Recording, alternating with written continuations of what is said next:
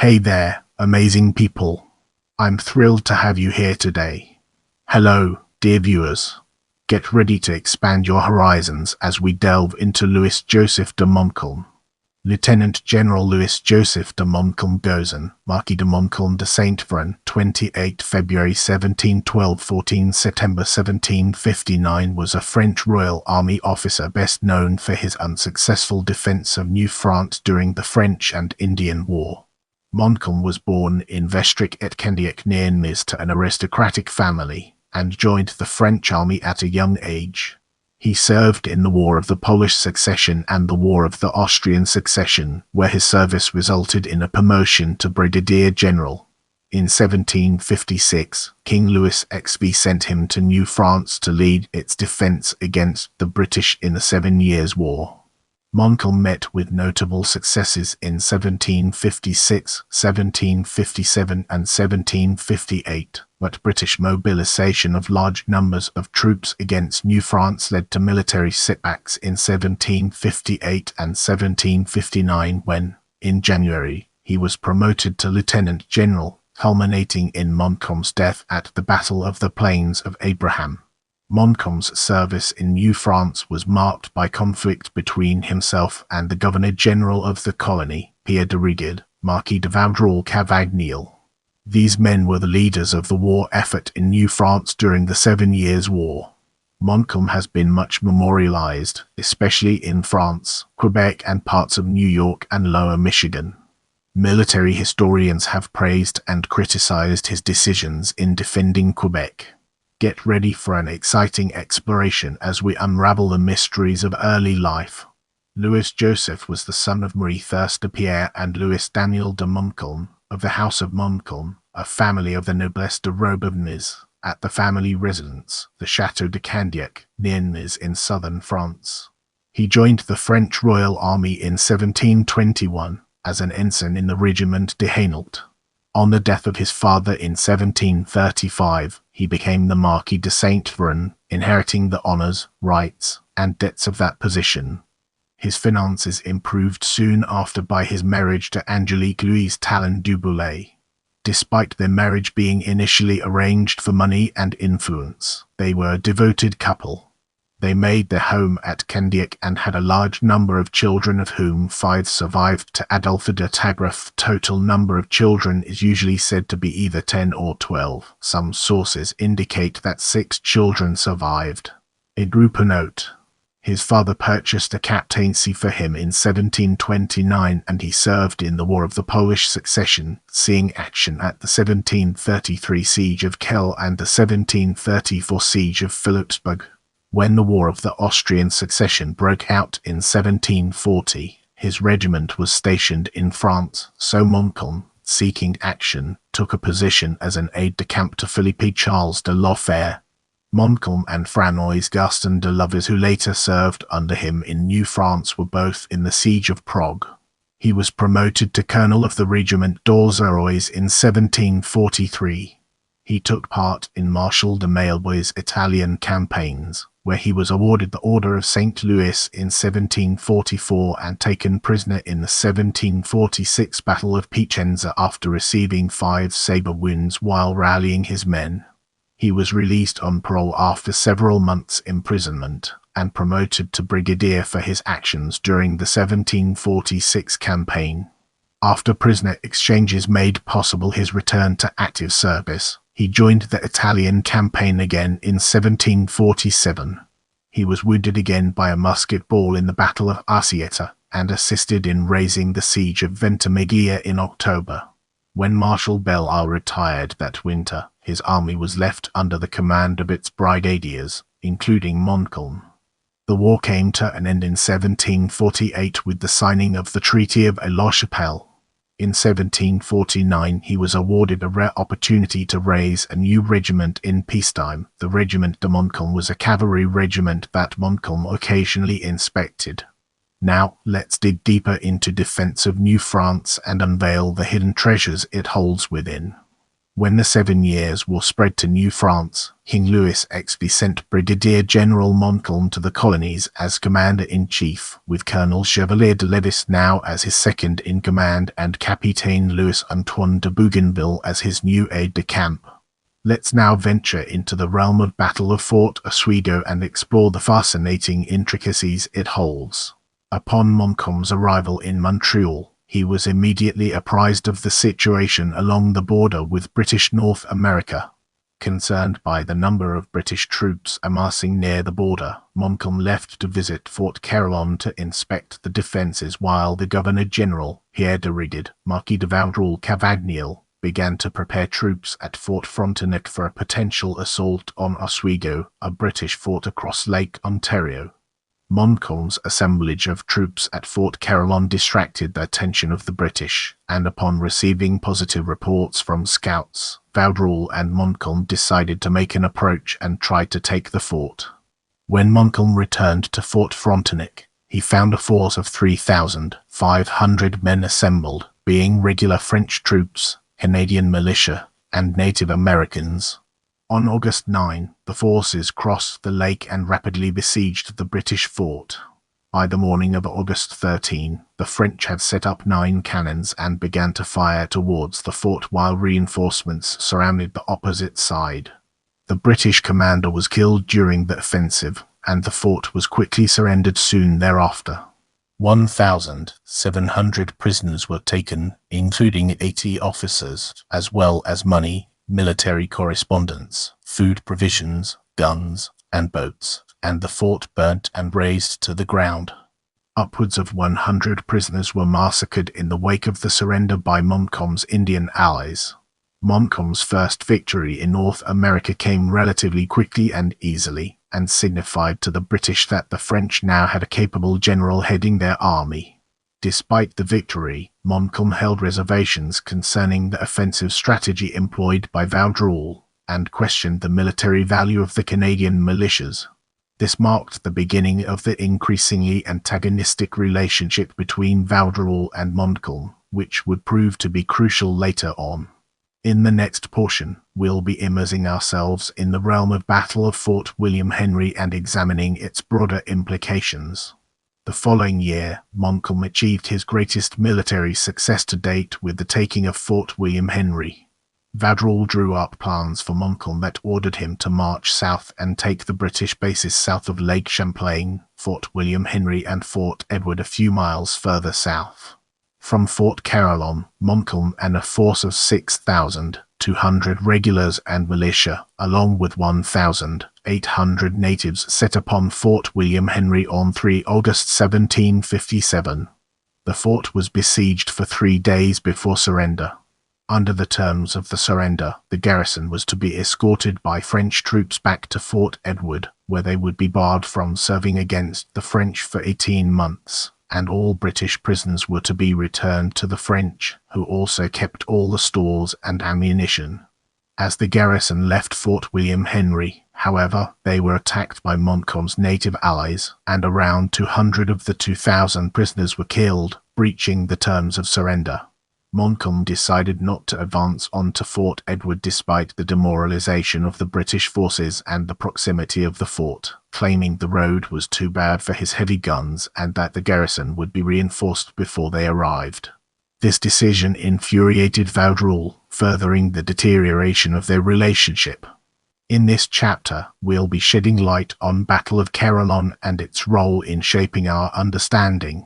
Thumb up right earth victory of Montcalm's troops at Carillon by Henry Alexander Ogden in July 1758. Vaudreuil sent Montcalm to block a British push near Fort Carillon on Lake Champlain.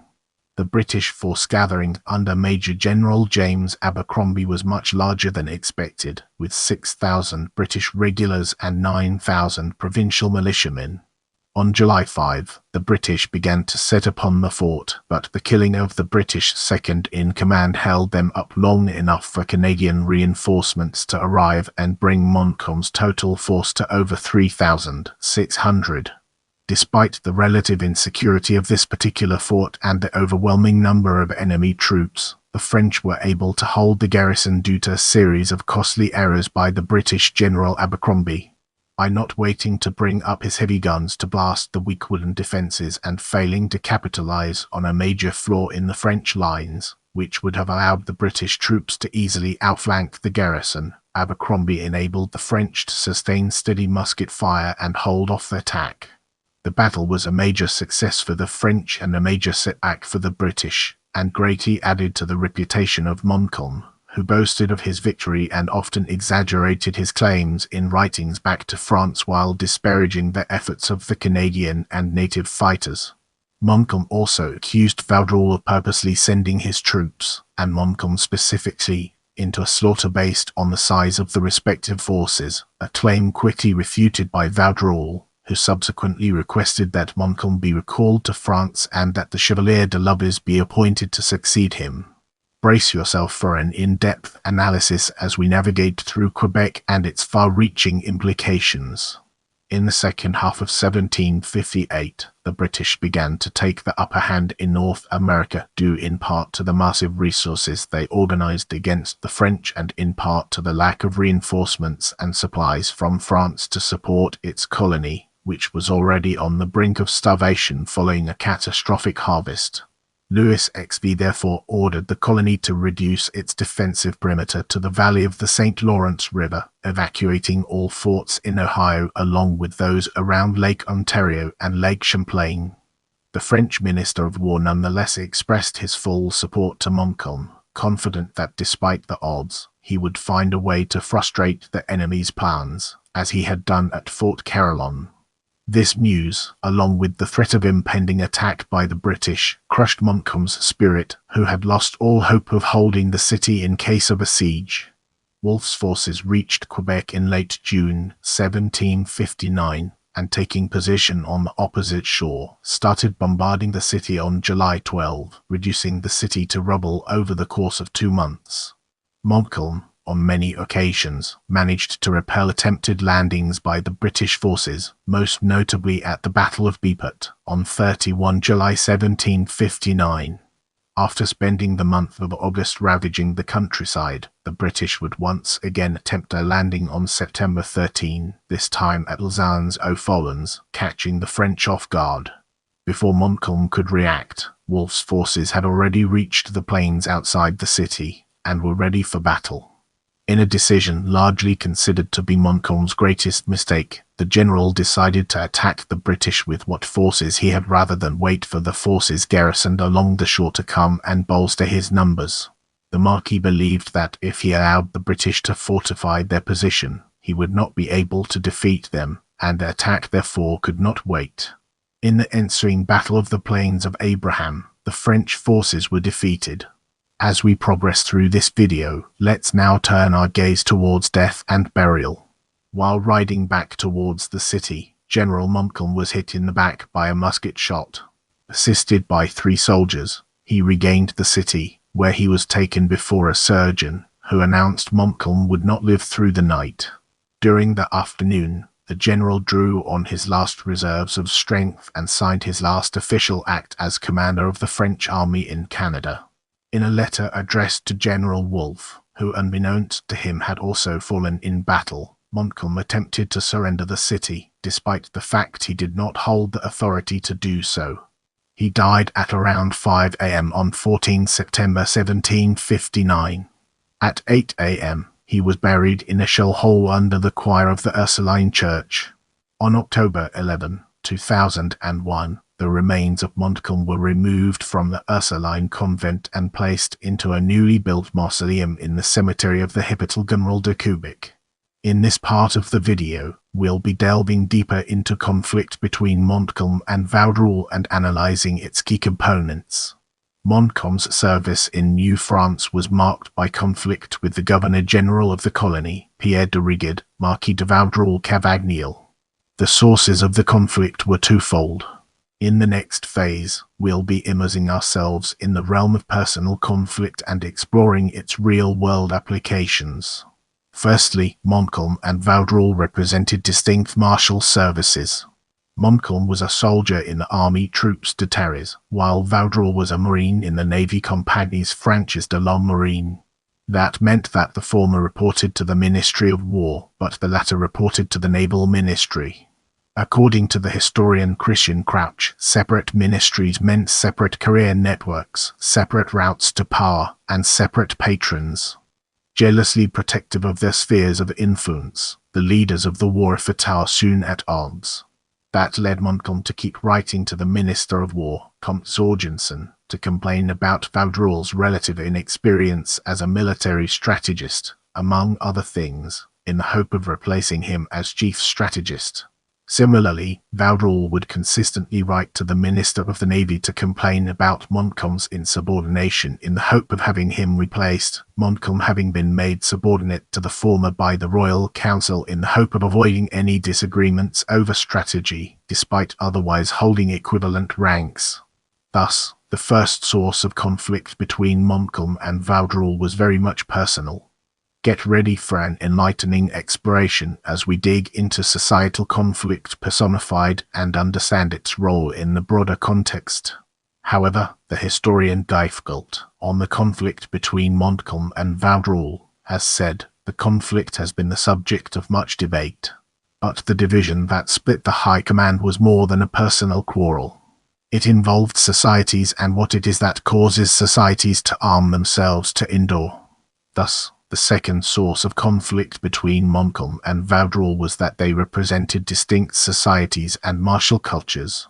Montcalm represented the culture of the French metropolitan officer, and Vaudreuil represented that of the Canadian colonial officer. The culture of the French metropolitan officer led Montcalm and others like him to see the 7 Years' War in terms of a defense of their own and their kingdom's honor, regardless of what it meant for New France. Conversely, the culture of the Canadian colonial officer led Vaudreuil and others like him to interpret the war in terms of a defense of the territorial integrity of New France and thus its very existence. The differences in interpretation led to differences in opinion about how the war should be waged. Montcalm was of the opinion that colonial methods had had their day, and now war was established on a European footing, with planned campaigns, armies, artillery, sieges, battles. Waging the war that way would ensure the preservation and extension of French military honor, which was of particular importance to the king and his government after the loss of Fort Bessieux at the outset of the war. Conversely, Vaudreuil was of the opinion that the war should be waged as based on established colonial methods, which meant extending fortifications, consistently repelling British incursions, defending the soil of our frontiers foot by foot against the enemy, fighting defensively, raiding extensively, and most importantly securing and relying heavily on native participation. Montcalm was particularly disparaging of the last method since he thought that it would diminish French honor. Some French metropolitan officers saw native military methods as boundlessly cruel and scalping as particularly revolting. After his victory at Carillon, he even went as far as saying to a delegation of native leaders, "You have come at a time when I have no more need of you. Have you only come to see dead bodies? Go behind the fort and you will find them. I do not need you to defeat the English." The conflict between Montcalm and Vaudreuil would be largely solved or at least rendered irrelevant when, in 1758, the former was promoted to the rank of lieutenant general, thus outranking the latter, and acquiring a virtually free hand in the determination of military strategy. With our curiosity piqued, let's embark on a dedicated exploration of honors and its fascinating intricacies. 4 vessels of the French Navy have been named in his honor, and an armoured cruiser, a Le Galissonieri-class cruiser, served in the Free French Naval Forces, and type frigate the Montcalm Squadron of Cadets at the Royal Military College of Canada was named in his honor. Many sites and landmarks were named to honor Montcalm.